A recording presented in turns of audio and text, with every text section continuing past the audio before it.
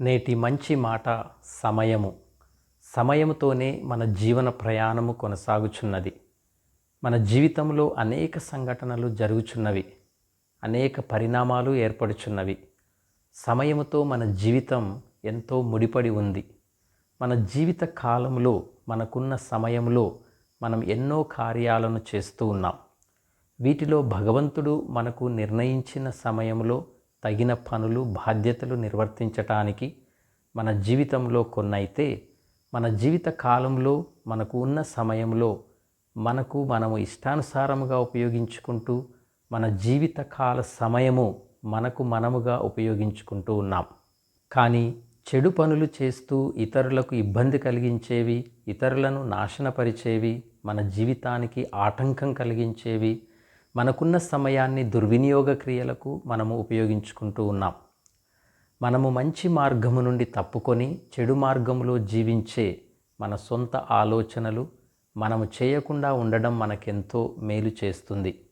ఒక సమయమున మంచి చేయవచ్చు, చెడు చేయవచ్చు.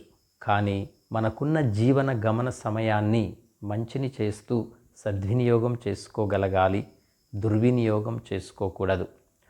ఒక క్షణంలో మంచి చేయవచ్చు, ఆ క్షణంలోనే హాని చెడు చేయవచ్చు.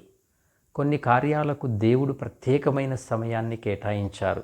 పుట్టుట గిట్టుట ఇది మన సమయం కాదు, భగవంతుని ఆధీనంలో ఉన్న సమయం. మనకున్న సమయాన్ని మనకు నచ్చిన కార్యాలకు మనకు ఇష్టం వచ్చినట్లు చేస్తూ ఉన్నాం. కొందరు ఉన్నతమైన వాటికి సమయాన్ని ఉపయోగించి ఉన్నతులవుతున్నారు.